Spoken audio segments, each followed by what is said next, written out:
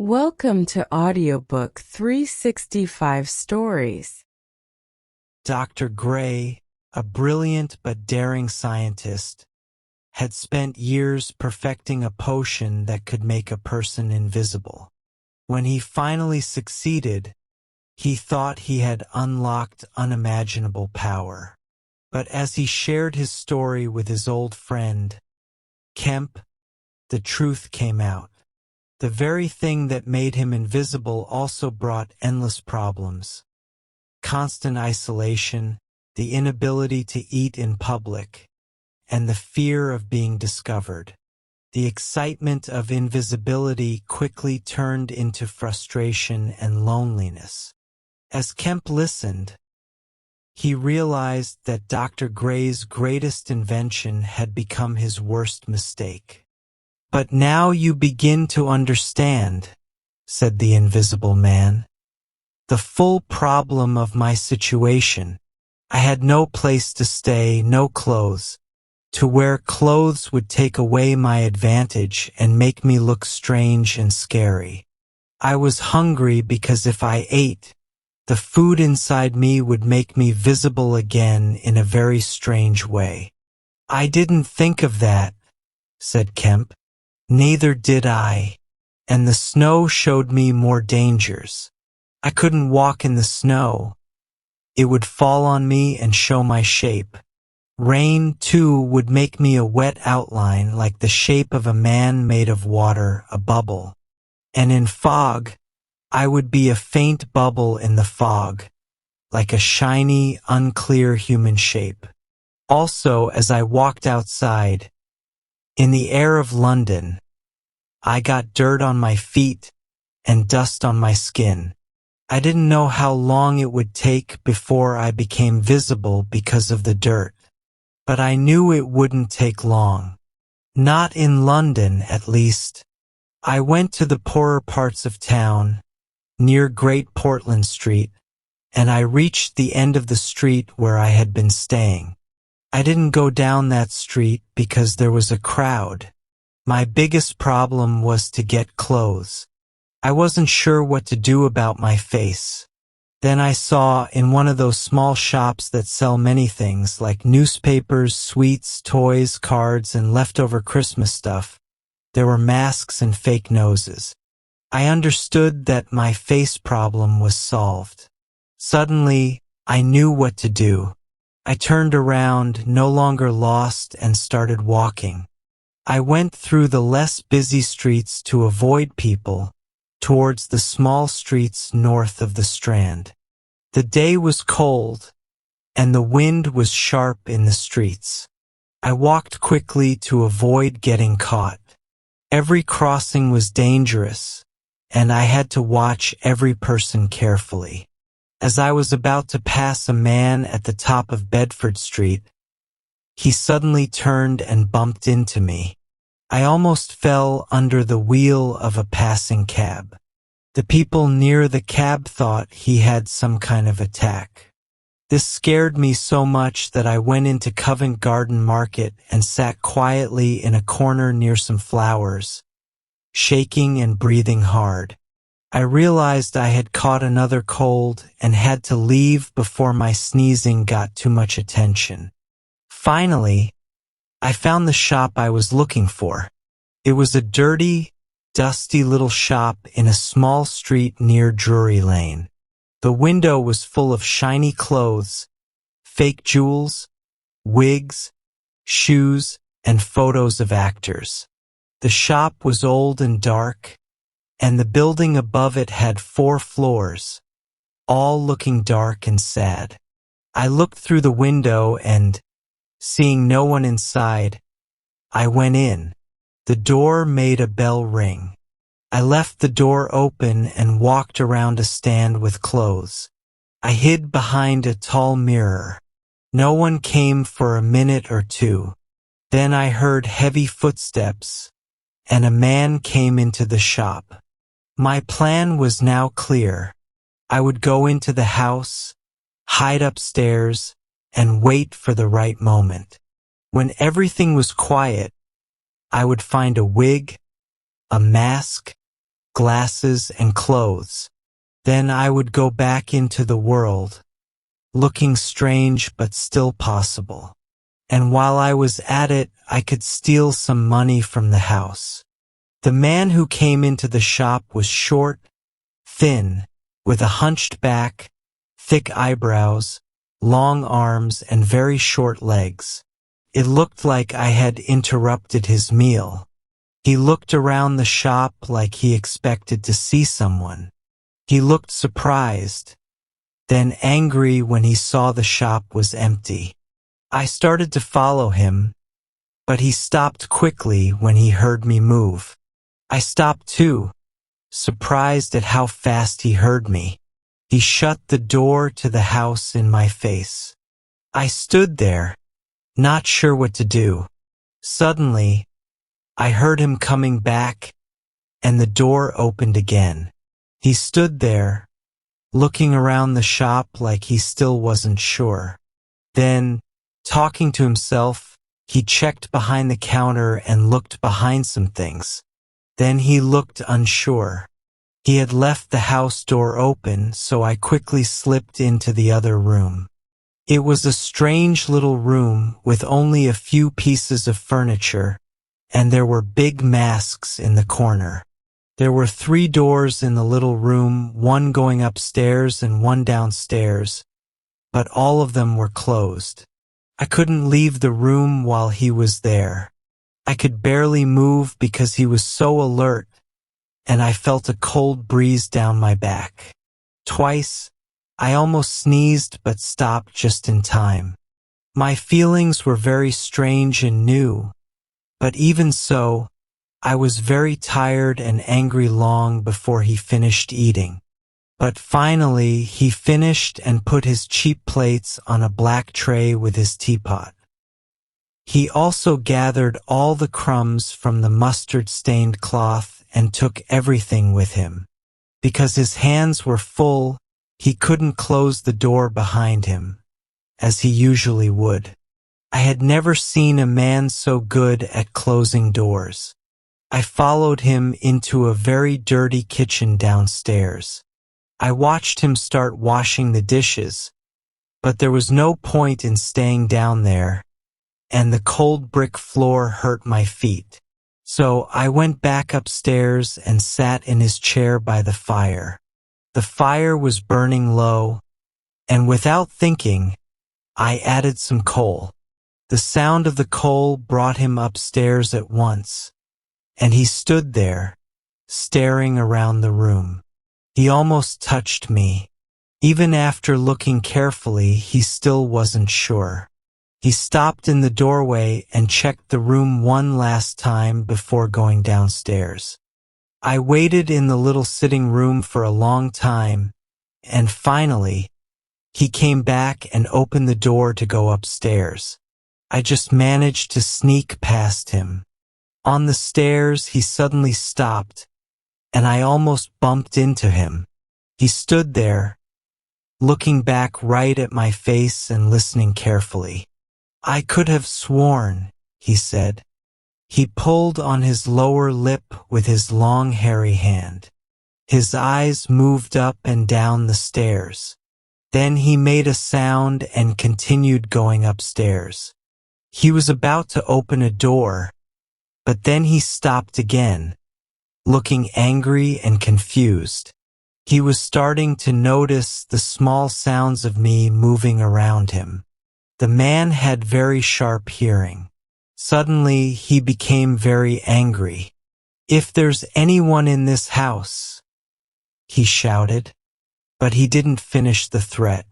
He put his hand in his pocket, didn't find what he was looking for, and rushed past me, loudly and angrily, downstairs.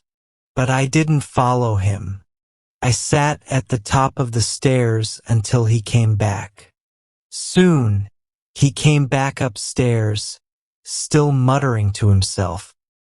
He opened the door to a room, and before I could go in, he slammed it in my face.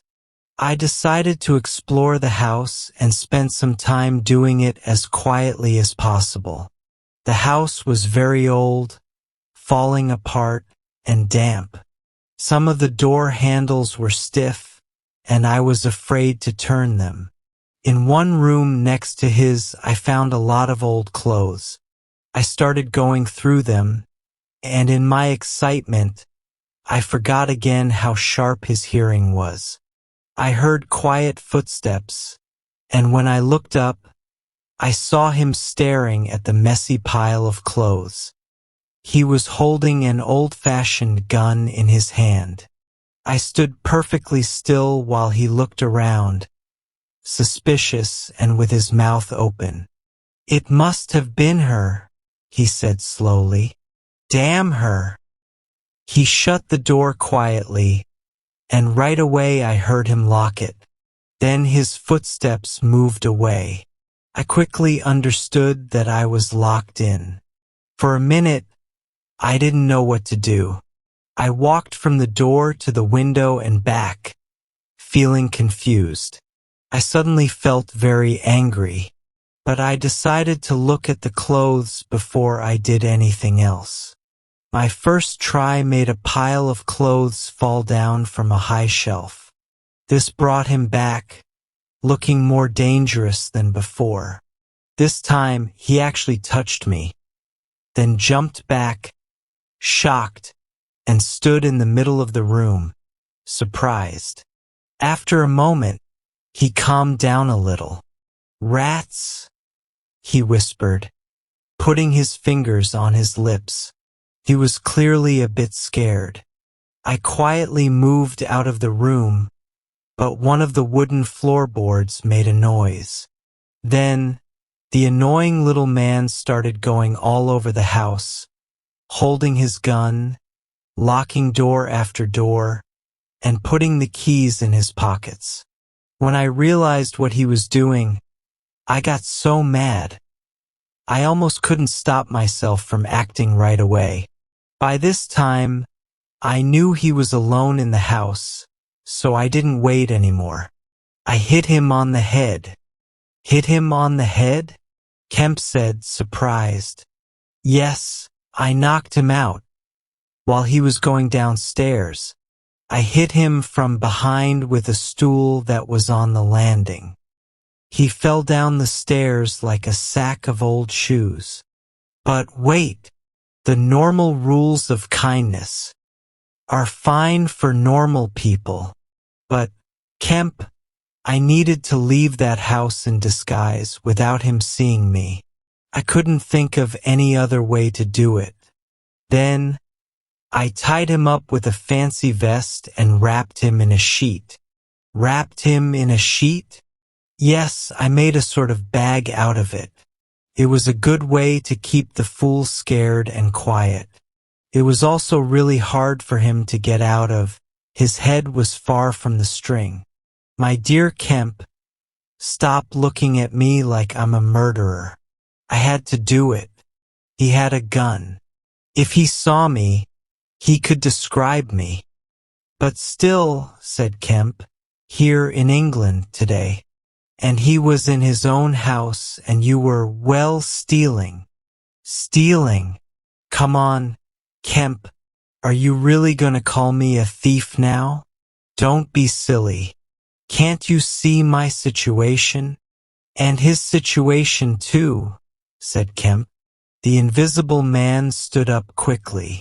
"What are you trying to say?" Kemp's face got a little serious. He was about to speak but stopped himself. "I suppose, after all," he said, changing his tone, "you didn't have a choice. You were stuck. But still, of course I was stuck. Really stuck. And he made me so angry.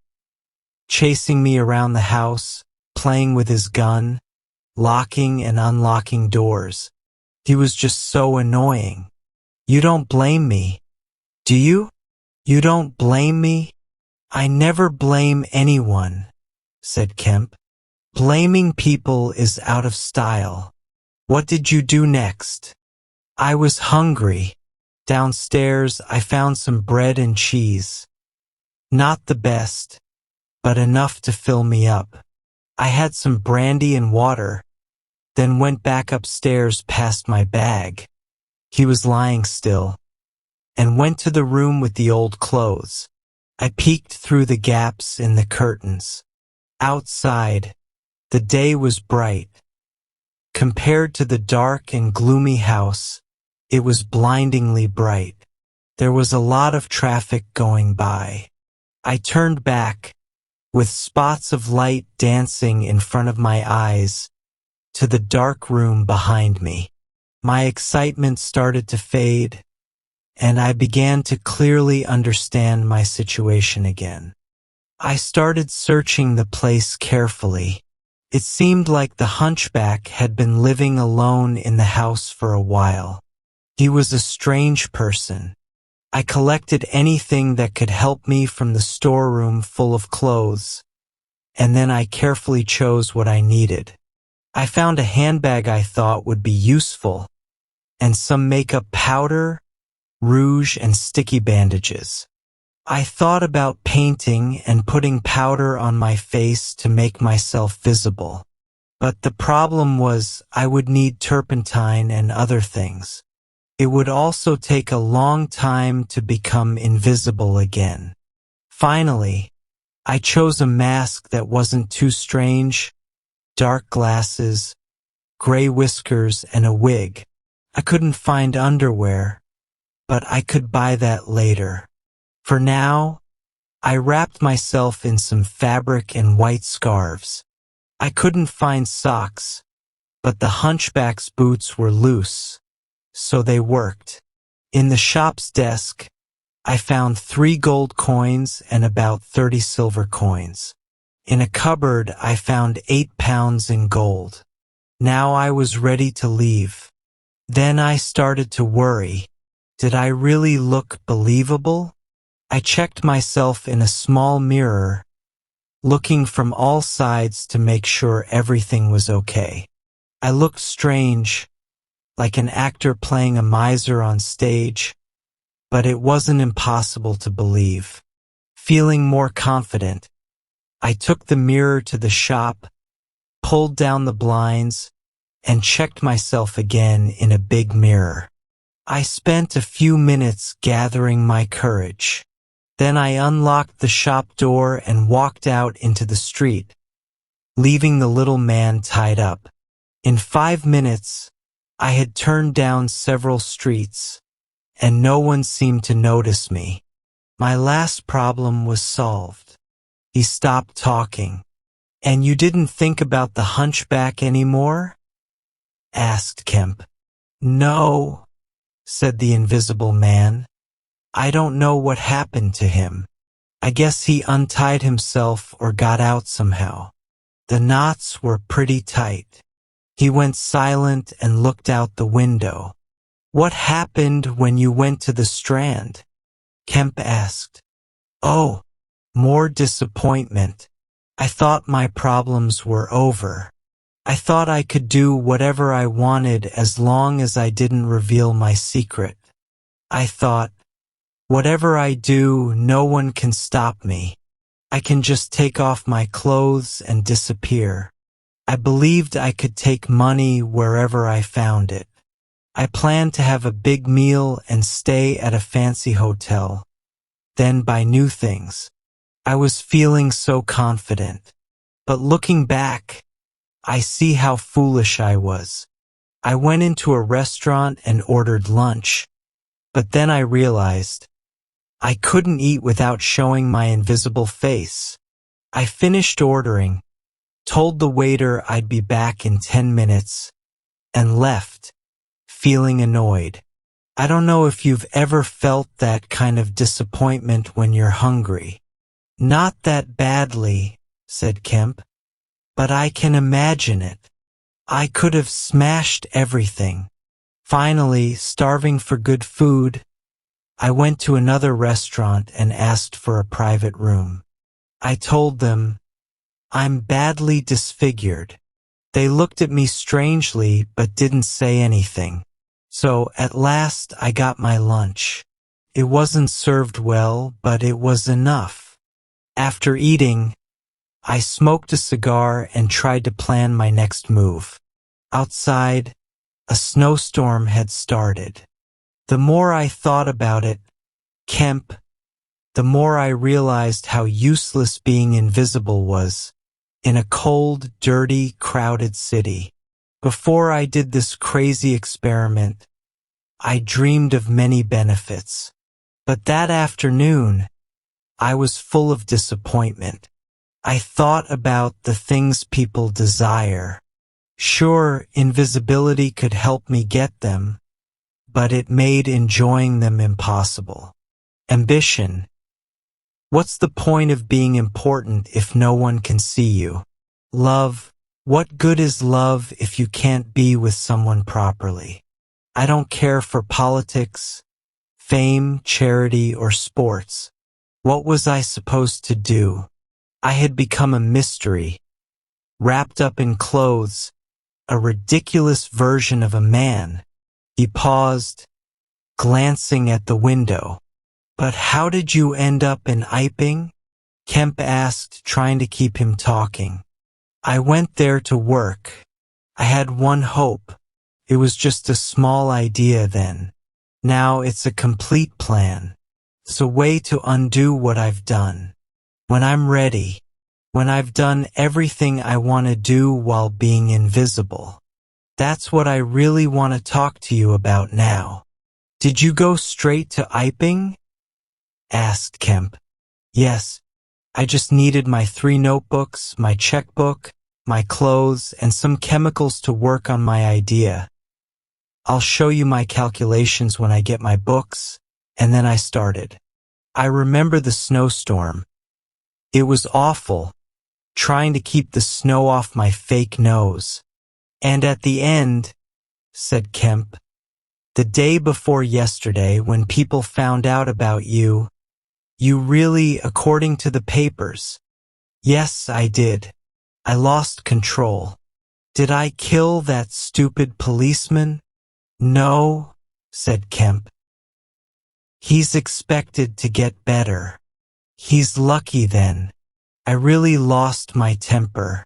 The fools. Why didn't they leave me alone? And that grocer guy. No one is expected to die, said Kemp. I'm not so sure about my tramp, said the invisible man with a mean laugh. By heaven, Kemp, you don't know what real rage is. To work for years, to plan and plot, and then have some clumsy fool mess everything up. Every kind of idiot has crossed my path. If this keeps happening, I'll go crazy. I'll start hurting them. They've made things so much harder. No doubt that's frustrating, said Kemp calmly.